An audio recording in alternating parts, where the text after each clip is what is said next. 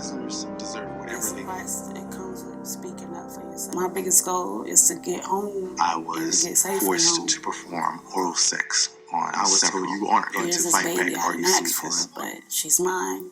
But someone's going through that. Someone's going through that right now. No one deserves. And to make a joke about it, that it's a slap in the face. By the time I come home, she'll be 7. She'll know me as mommy, but she won't know me as mommy. Even now, she calls me mommy, and she says she loves me, but being raped or sexually assaulted in prison is not part of the punishment. And I don't regret my decision.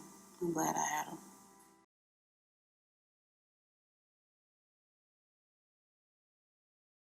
People who can make the change, and people who can affect the change, make jokes about it. I was taking a shower. He says, "Bitch, face the fucking wall, or I'll break your fucking neck." I felt like dirt. I felt like I didn't even exist. I was just there. My bunk was tapped by a guy who then explained to me that he owned me. He had purchased me from the guy who anally raped me for $20 worth of commissary items. And I was now his property. He was my prison husband. If he wanted to utilize me to pay off gambling debts, I could be bartered. I had to sit down and urinate. I had to face the wall to shower. I was not allowed at any point in time to have any mention of me being a man or having a penis. I had to wear a tucker to pull back the genitals to give the appearance of a vagina. It's extremely painful to wear most of the time. I had to wear it all of the time. May just be as simple as me raising my voice and getting smacked to me referring to myself as a he and getting punched. Any type of deviation from his rules were the threat of violence. Talking to staff would have been the end of my life. Staff actually came on the tier and my husband was saying, "Oh, watch what I can make my hoe do." And he made me dance for him and the staff members. They all laughed about it. Staff shook his head and walked out the door like, "Oh man, y'all crazy." You can't look in the mirror because you're ashamed of what happened. You're ashamed of what you feel you let happen. I disassociated. The physical pain was not even a comparison to what just had happened to me. There was also a thought of that it's over. It was every time I was thinking that, oh, it's over. This is just the last. Just get over with. My goal was to get out of the entire situation. I lost me here. I lost my humanity here. I lost my identity here. I lost myself here.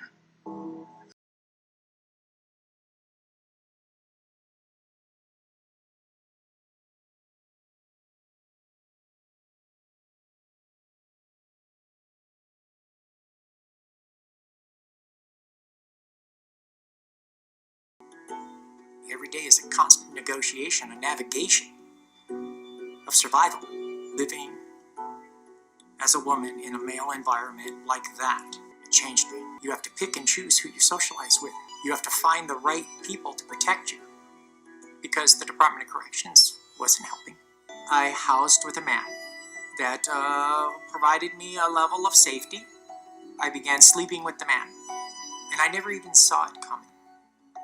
When my roommate showed up at the door on that particular day in May, with his 2 friends standing behind him, I could see it in his face. I got off my bunk, and I knew.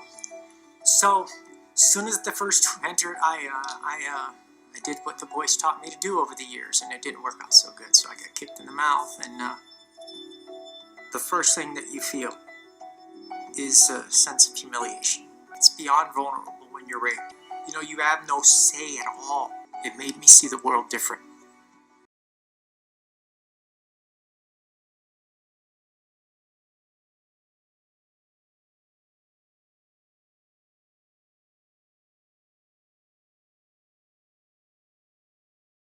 I started working in the kitchen.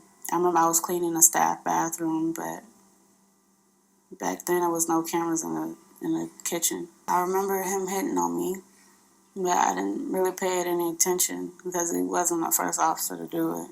And as I was cleaning the bathroom, I remember him coming in, and I remember him throwing me up against the wall and shoving my pants down, and he raped me. I remember him telling me I better not say anything because he knew where my parents live, with my mom. My mom has my kids. She's always had my kids. So I didn't say nothing. There's nothing to be said. Like a month and a half after I missed my period, think nothing of it. Thought maybe I was stressed out. The month after that, I didn't get one. And the third one, I didn't get one either. Still didn't say anything. I told another inmate, but I didn't tell an officer or anybody because I was ashamed. I'm an inmate. It's not like they would believe you anyways. I remember the doctor, Dr. Sewell, she told me, she said, your pregnancy test came back positive. And I told her, I was like, that's impossible. I'm still trying to cover it up. And she was like, well, it's been a rumor that you've been going around sleeping with a lot of officers, being a slut. I just started crying and they wanted to know his name and I wouldn't tell it. I told him I needed to make a phone call. I wanted to see if my mom was okay. She was like, don't worry about it. We'll be all right. And so after that, I felt secure. That's when I told his name. At first, I wasn't sure that I wanted to have a baby by a man that I don't even know, that I'd rather not even have contact with ever in life again. But I wasn't raised like that. My family don't believe in stuff like that. So if I decided to have an abortion, that it wouldn't come out of the state's pocket, it would come out of my mother's pocket. So my mom was like, I think that's just weird. But she was just like, you know what, don't even worry about it. Just have it. We'll love it like we'll love your other two kids. And they did. And they do. Saying his name, it brought on other things that I wasn't prepared for and that I didn't know anything about. It's like I took one of their own down and he went to prison for it, and that's how I'm looked at. I'm looked at as if I messed up his life. It was more the comments, what was being said, calling me out my name, slut this, hoe this, and snitch, stuff like that. It's not something you could hide. I don't feel safe here. I was assaulted by an officer here. So a lot of things been going on and things that's been said to me which led me to be in protective custody now. An organization trying to prevent this from continuing is PREA, the Prison Rape Elimination Act that was established in 2003. It was created to eliminate sexual abuse and confinement, in addition to providing federal funding for research, programs, training, and technical assistance to address the issue. The legislation mandated the development of national standards, the National Prison Rape Elimination Commission. Some of the standards that PREA upholds is providing tens of thousands of corrections and law enforcement officials to be trained on how to keep prisoners safe. Adult and youth detention facilities nationwide are also providing education to detainees about their right to be free from sexual abuse and how to get help after an assault takes place. In some prisons and jails, prison inmates can now get free confidential rape crisis services, and this is established in 48 states. They also contain a zero-tolerance policy. According to the Bureau of Justice, in 2008, correctional administrators reported 7,444 allegations of sexual abuse in prisons. 46% of the sexual abuse involved staff with inmates.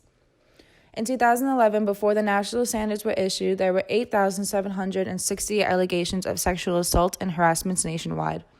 But by the end of 2015, that total had jumped to 24,661, which is a leap more than 180%. If the story's heard and it's addressed and we can stop making the joke of it, someone won't have to go through this one day. Someone can go to prison, do their time. They can rectify their mistake. They can get their second chance. We have to start thinking of it like that. They're people. They are just people. And no person deserves that. No one should be sexually assaulted while in prison. I don't care what they're in prison for. My biggest goal is to get home and to get safely home.